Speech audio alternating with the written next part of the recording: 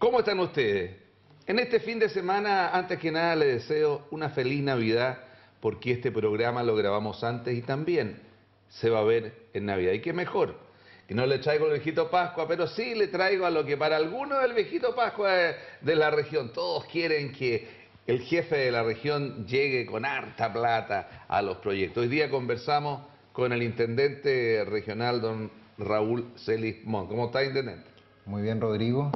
Muchas gracias por invitarme a su programa una vez más y feliz Navidad también a todos los auditores y a todos los televidentes que nos están viendo en este momento. Ahora, indudablemente que como viejito Pascua, digamos, parece que le hicieron un hoyo a la bolsa a usted, pues, intendente, porque el viejito Pascua trae regalos, pero hay algunos que los regalos no los asignó usted, y todo este tema del fraude, un poco es como que le hicieron un hoyito a la bolsa del viejo Pascua, y los regalos los destinaron otros a otra gente. ¿Cómo se siente usted con cómo va la investigación de esta denuncia que usted ha hecho, que la hizo usted, sobre este fraude al gobierno regional?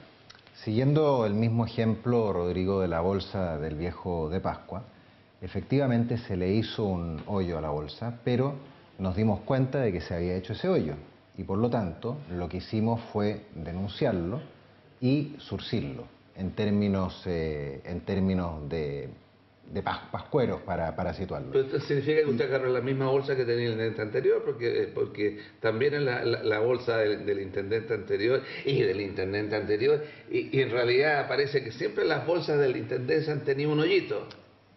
Cuando nosotros asumimos la administración, efectivamente la bolsa del intendente anterior tenía un hoyo, pero era un tremendo hoyo, 10 veces superior en monto a lo que tenía este hoyo, y creo yo que nos adelantamos a lo menos 10 veces, fuimos más rápidos que ellos para denunciarlo. Desde luego la administración anterior no notó que tenía ese tremendo forado y nosotros sí nos dimos cuenta que 138 millones de pesos habían sido desviados en proyectos inexistentes. Pero en esa misma administración aparecen estos fondos de cultura, deporte y después posteriormente en su administración, creo que sí, en su administración los fondos de seguridad ciudadana. ¿Por qué se continuó? Porque efectivamente fue así, con un proceso en el cual había entre comillas, un sistema de cuota, que el intendente repartía 80% eran proyectos que provenían de los consejeros y 20% proyectos que provenían del intendente, y que después entiendo que fueron 70-30. Sí, esa lógica existe, no existe respecto de los FNR, o sea, de lo más importante, no se aplica esa lógica. Los FNR deben representar cerca de un 80% del total de los fondos. 50.000 millones contra 5.000, una cosa así. Un poquito, sí. Pero ¿por qué esta diferencia? Eso es lo que no se entiende. Esperen un poco. En el caso de otros proyectos importantes, como los proyectos FRIL, tampoco se aplica esa lógica. Sí se aplica en el caso de los proyectos de cultura, deporte y seguridad ciudadana, donde hay un 70% que le corresponde a los consejeros regionales y el 30% restante al intendente. ¿Por qué? En teoría es por una representación territorial. Si yo sometiera a votación todos los proyectos que se presentan a cultura y deporte, ganarían lejos las provincias que tienen mayor representación, en este caso Valparaíso. Entonces el espíritu es tratar de mantener una cierta representación territorial. Yo fui consejero y fui también parte del CORE en la época de su papá era intendente, y posterior, cuando fue Anduesa, nosotros teníamos un proceso en que había una matriz que incorporaba aquello y otras cosas de carencia, y que después se dejó de lado. ¿Por qué no existe una matriz real para tener un marco de aplicación sobre la forma de distribuir los fondos de general? Nosotros logramos aplicar esa matriz a los proyectos FRIL. En el caso de cultura y deporte no lo logramos, porque usted comprenderá que hay costumbres que se transforman en tradiciones, que están muy arraigadas, y esa costumbre de repartición, que no tiene nada de ilegal, es importante aclarar eso. Ahora, que se haya desvirtuado en su espíritu es otra cosa. Esa costumbre ha sido imposible desarraigarla, ha sido imposible extirparla. De hecho, durante este año hubo un momento donde se me pidió alterar los porcentajes y disminuir la parte del intendente, a lo que yo dije que conforme, que suprimíamos los concursos de cultura y deporte y seguridad A ver, ciudadana. intendente, usted habla de una cosa que le quiero yo preguntarla muy seriamente, porque usted habla algo que no es ilegal. Pero, ¿cree usted que es ético lo que ha pasado, por ejemplo, o lo que pasó con algunos consejeros que dicen que el uso político que podría ser que se le aprobara una cierta cantidad de fondos para llevar a personas a con ciudad específica, a Olmué, a pasar una tarde de recreación, porque esa es la forma que se le ponía, pero no una tarde de recreación, sino que se tomaban oncecitas y se pagaba por las oncecitas, y la forma como se facturaba, en vez de decir onces o plata, digamos, que utilizaban colaciones, no existía. Y eso era para hacer política, porque lo utilizaron para hacer política, candidato a diputado, candidato a consejero regional, etcétera. Eso es legal. Es legal, pero ético no tiene nada. No, yo creo que eso no es legal ni es ético. Y nunca el espíritu de los proyectos de cultura y deporte ha sido ese. Cuando uno vota un proyecto de cultura y deporte después de pasar por un proceso de selección que nosotros este año 2013 modificamos y lo hicimos sumamente exigente. Eso es lo que explica por qué se hayan utilizado un tercio del total de fondos disponibles hasta la fecha. ¿Y el anterior? Y el anterior, ¿Y el año anterior? El año anterior fue electoral, al igual que el 2009, y coincide en que esos 2 años, el 2009 y el 2012, han sido los años donde se han postulado o donde se han sido seleccionados una mayor cantidad de proyectos y se ha gastado una mayor cantidad de dinero. Pero como le digo... Pero es que yo le sigo con eso. Pero todo el mundo sabía de que ese tipo de atomización de los fondos de esa manera, al final iba a terminar en que probablemente alguien lo iba a utilizar, o varios, o muchos, en cuestiones que indudablemente se permitían, o se permitieron, pero que eran cuestiones electorales, políticas, reales, que servían para atraer. Yo hago bien un proyecto y hago organización de una actividad para 2.000 personas y llevo 2.000 personas que van a ser mis electores y lo hago ahí bailar, jugar, cantar y hago esto gracias a mi gestión y después hago elegido. Sí, lo que pasa es que los proyectos, como le digo, hoy día son evaluados con bastante rigor, tienen que someterse a una serie de comisiones de admisibilidad en cuanto a requisitos de forma, requisitos de fondo, y se selecciona un determinado proyecto, que en el papel es un producto.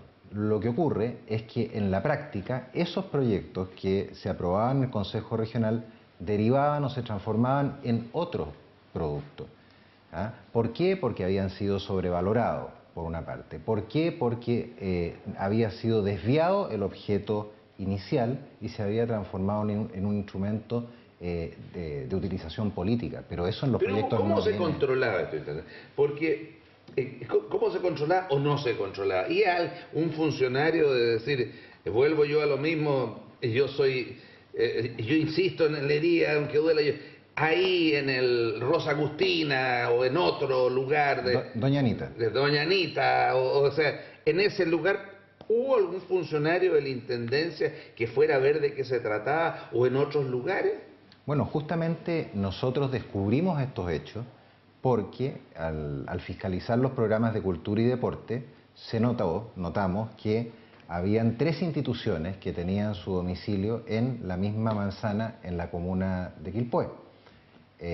Entonces, esa fue la primera señal de alerta al momento de ir a fiscalizar en terreno los Ese fue el proyectos. Tenía que ver con la micro y con toda la que adicional. Eso tenía que ver con el Club Deportivo Claro. Nueva Era, Club Deportivo Sol del Pacífico, que tiene que ver con el Colegio Los Leones. Así los descubrimos, con esa fiscalización. Ahora, el resto, en general, ha sido descubierto al momento de pedir las rendiciones de cuenta, porque en general no había una mayor exigencia de rendiciones de cuenta. Nosotros por primera vez aplicamos la ley que exige que al momento de rendir cuenta, si alguien no lo cumple, se remitan los antecedentes al Consejo de Defensa del Estado. Nosotros hemos estado pidiendo a las organizaciones que rindan, de lo contrario enviamos los antecedentes al Consejo de Defensa del Estado, cosa que ya hemos hecho, y ahí en las rendiciones de cuenta hubo muchas entidades que disfrazaron las cosas y evidentemente Ahora, eso significó que usted es militante de Renovación terminaran Nacional. Sí. Ahora, resulta de que el señor Núñez de Renovación Nacional, junto tenía alguna relación o tuvo una relación de trabajo o cercanía con la gente del Colegio Los Leones. Sí, lo dice el mismo Núñez en su currículum. Bueno, y entonces, digamos, es decir, no hay una correlación. ¿Cuál es la correlación que se saca de aquello? La correlación es de que el señor Núñez sacaba, derivaba los fondos a quienes, o podía derivar los fondos, claro, él y con otra gente hacia a quien él quería. Exactamente, estaba privilegiando a una persona con la cual había tenido una relación laboral, eso implicaba una falta de probidad y por eso terminó siendo destituido. En el caso de Núñez incluso fue doblemente destituido porque se le destituyó por esa falta y también se le destituyó por falsificación del título o del certificado. Lo mismo que le voy a preguntar, usted se lo pregunté al diputado Godoy Internet. Yo entiendo porque le decía a Joaquín, te conozco, el chico que soy el diputado Godoy, si yo recomiendo a alguien para que vaya a hacer un cargo y le digo, oye, necesitas un abogado, claro, y le digo a Juan Carlos Manrique, porque yo sé que Juan Carlos Manrique es abogado, o a Raúl Celi, porque Raúl Celi es abogado, no estoy absolutamente seguro que no va a salir ahí que el señor Manrique, el señor Celi, el abogado que yo represento, no es abogado, sino que es tinterillo y no tiene el título, sino que el título se lo compró, no sé, en la universidad de no sé dónde. Sí. ¿Por qué se produce entonces el que recomendó? ¿Cómo llega ahí este señor a ser y a estar en el cargo? ¿Cómo nadie revisa? ¿Cómo ustedes no sabían de esto? ¿Cómo? No, evidente que no. Yo no conocía a Sergio Núñez. Lo conocí una vez que fue nombrado, en el momento poco antes de ser nombrado. Teníamos 3 candidatos para ese cargo. Los 2 primeros, que son profesores universitarios antiguos, por diversas razones no pudieron asumir. Y enseguida, dentro de los currículum, hay que pensar que había pasado el terremoto, que formar un gobierno no es tan fácil, conseguir los candidatos. Y estaba entonces este currículum de una persona que supuestamente era ingeniero civil industrial, que venía recomendado por una persona que me merece bastante confianza, ¿sí? Y todo hacía pensar que se trataba de un profesional competente, tenía todos los antecedentes acompañados, esos mismos antecedentes fueron derivados a la Contraloría General de la República en el momento de asumir, pero nadie sabía que era un sinvergüenza. Si yo hubiese sabido que él era un sinvergüenza, obviamente no lo contrato. Ahora, lo que ha pasado con él es un ejemplo para la gente que intenta engañar, intenta abusar, intenta estafar. Él está en prisión preventiva, está formalizado por 3 causas distintas y yo espero que sea condenado y por eso lo denunciamos, por eso le seguimos sumarios administrativos y por eso hemos perseguido su responsabilidad penal. Ahora, raya para la suma porque hemos llegado, yo quiero tratar de preguntarle otra cosa, no insistir sobre este tema, pero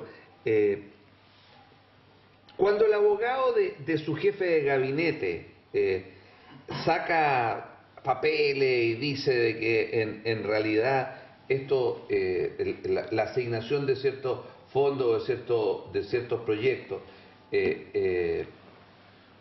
son instrucciones suyas.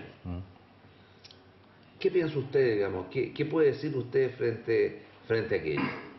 Lo que siempre he manifestado, Rodrigo, a mí no me interesa mayormente polemizar con el abogado Piqué.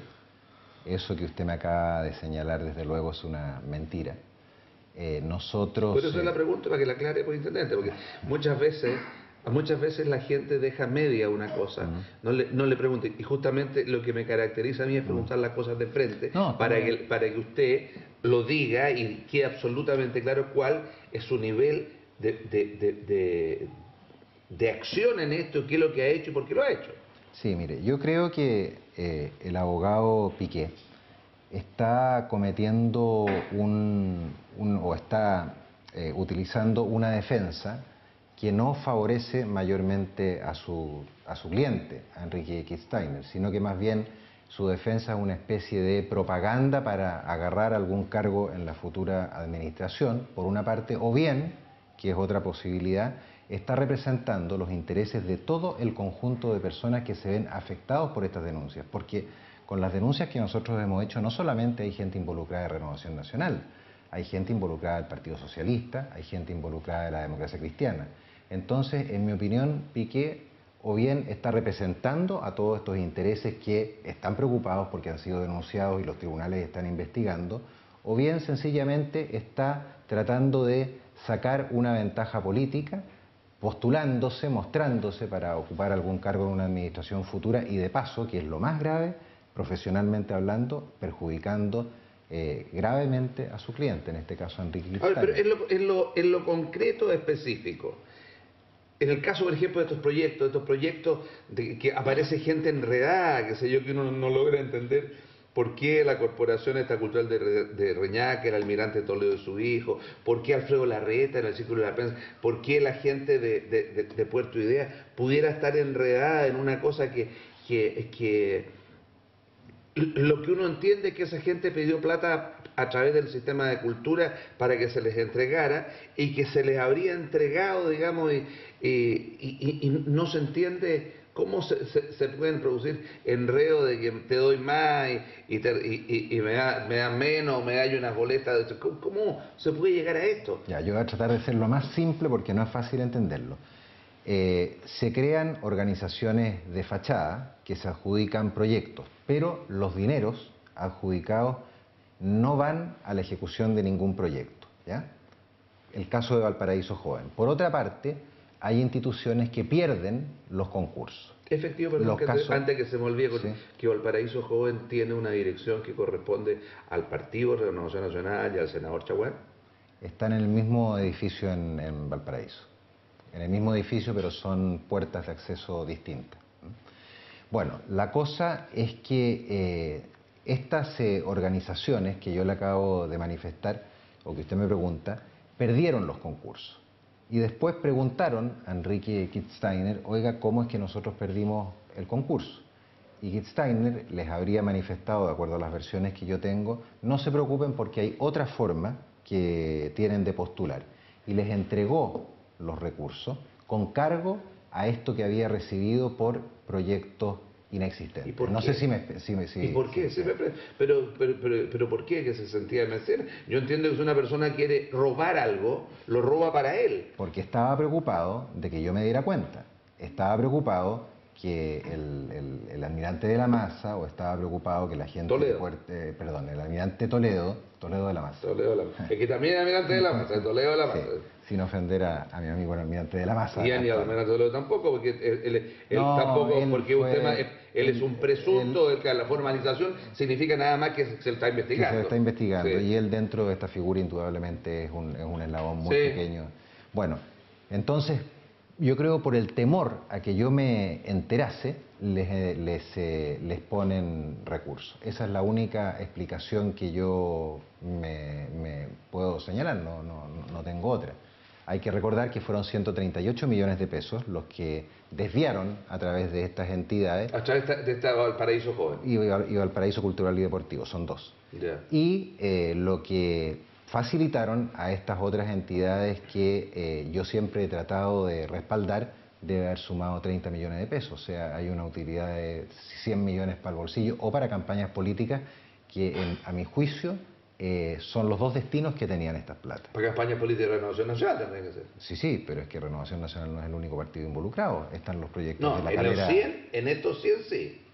En esos 100 Renovación Nacional podría estar. Es el no podría estar, es el partido involucrado. Y en los otros, por ejemplo, en los proyectos de Viña, porque todo el mundo sabe, dice, no dice, pero todo el mundo sabe, dice que hay una investigación en Viña, que dice razón con un consejero regional electo, digamos, y con candidatos a concejales no electos.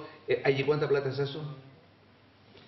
Lo que pasa es que ahí lo que hay son proyectos sobrevalorados, que es distinto, ¿no? Sobrevalorados. Nosotros tenemos detectado las denuncias, no es una denuncia, son dos denuncias. Y en cada una de esas denuncias hay a lo menos dos proyectos. O sea, un total de 4 proyectos, son alrededor de 20 millones por proyecto, unos 80, 70 y tantos millones. Ya. Y en el caso Y de las Calera, personas ahí involucradas son más afines a la nueva mayoría, a la concertación más del Partido Comunista, concretamente a la Democracia Cristiana y al Partido Socialista. Y en el caso de Nogales y de Calera... noto que el Partido Comunista no aparece ninguno. A mí me da tanta risa los comunistas, los vuelven a traer a esta cosa como si fueran los autores de todos los males. Y yo entiendo que aquí no aparece metido ninguno, digamos. No, el Partido Comunista no aparece porque tampoco tenía existencia en el Y en Consejo el Regional. caso de Calera Nogales, también, en Calera también el Partido Socialista. de Calera y Nogales aparece también el Partido Socialista. Y de hecho, y ahí hay un punto que yo rescato en favor del Partido Socialista, que fueron los propios militantes del Partido Socialista quienes denuncian los hechos. Ese punto a mí me parece que es bastante... No, y además el relevante. diputado Chilling está como el verdugo tremendo. Él está con la guillotina, lo ha dicho, y parece que lo está haciendo en su comisión investigadora, a la cual usted fue. Sí, yo veo un buen ánimo del Partido Socialista por aclarar las cosas, por lo menos hasta ahora. Veo un buen ánimo por parte de Renovación Nacional, porque yo soy miembro de Renovación Nacional y no hemos tenido ninguna contemplación contra las personas que cometieron delitos. Y espero ver ese mismo ánimo también por parte de la Democracia Cristiana, que hasta ahora no lo he visto. No debe quedar un minuto, intendente. ¿No cree que es una lata que al terminar su gestión perdimos? Vamos a hacer otra. Si usted, creo que, porque me gustaría conversar sobre el tema de la gestión, a lo mejor a fin de año, pero que usted, que la primera vez que yo lo entrevisté, yo le decía, usted viene en una universidad más bien progresista, era el Contralor allá, sus amigos son, los amigos que uno lo ve, la gran mayoría son de la nueva mayoría, tiene amigos por todos lados, que se ve verse enredado en esto. ¿Qué siente usted como Raúl Celis, no como intendente? Que se trata, o sea, claro, no es lo ideal, no es agradable, pero en la vida hay muchas cosas que no son agradables, que no son las ideales, pero que hay que enfrentarlas. Aquí las alternativas, Rodrigo, eran dos. Uno, hacerme el leso, mirar para el lado, y la otra era enfrentar el problema, denunciarlo, que es lo que debe hacer cualquier funcionario público. Nosotros iniciamos la administración denunciando hechos ocurridos en el gobierno anterior. Estamos terminando la administración, nuestra administración, por hechos ocurridos durante nuestro gobierno. Es una lástima, pero los hechos han ocurrido. Y mi obligación como intendente regional es denunciarlo. Que no es grato, evidente que no es grato. Los controles están y la prueba es que permitieron que los hechos fuesen detectados y todos los hechos han sido detectados por esta administración. Yo no recuerdo administraciones anteriores que hayan detectado irregularidades y las hayan denunciado, por lo menos del volumen de los PGE y similar. Entonces, en resumen, no es grato, no es agradable, pero es mi obligación. A mí me tocó, como se dice de repente, la circunstancia de enfrentarme a diversos fraudes. Y si como intendente regional esto colabora de alguna manera en reducir la corrupción, yo ¿No quiero cree que hay responsabilidad política suya en esto? Porque era su jefe de gabinete, era su gente, era relación nacional, ¿no cree que hay responsabilidad política? No, porque ¿qué significa responsabilidad política? Para mi gusto, la responsabilidad política es poner los antecedentes en conocimiento de los tribunales, es sancionar a quienes cometen actos ilícitos. De lo contrario, imagínese, responsabilidad política es quedarse callado, permitir que hayan actos de corrupción dentro de un gobierno. No, me tocó, como digo, esta circunstancia y creo que el deber mío es el que yo he señalado. Y yo espero que estos hechos colaboren a enfrentar la corrupción. En Chile, el problema de la corrupción y en nuestra región es un asunto delicado. A mí me da la impresión que muchas veces los medios de comunicación incluidos y la clase política, para qué hablar, no reparan en que estamos cayendo en tentaciones que pueden ser sumamente delicadas. Entonces, tocó esa casualidad y espero que las futuras autoridades también pongan mucho cuidado en todos los aspectos relacionados con la corrupción. Gracias, intendente. Al finalizar, un mensaje como primera autoridad de región por la Navidad a la gente. Muy bien. Bueno, desear a todos los televidentes una muy feliz Navidad, un muy próspero 2014. Nosotros nos va a tocar en la oposición el próximo año, pero espero que, y así por lo menos va a ser mi caso, vamos a hacer una oposición constructiva. Que tengan todos un muy feliz año 2014 y aprovecho también de felicitar al canal por su nuevo aniversario. Muchas gracias, Intendente Raúl Selismont. Y a usted sabe que yo soy así, a mí me gusta preguntar al fondo, al hueso, y eso es lo bueno para el entrevistado, porque también tiene la posibilidad de decir todo lo que mucha gente pregunta, pero nadie trata de preguntarle directamente. Que tengan una muy feliz Navidad.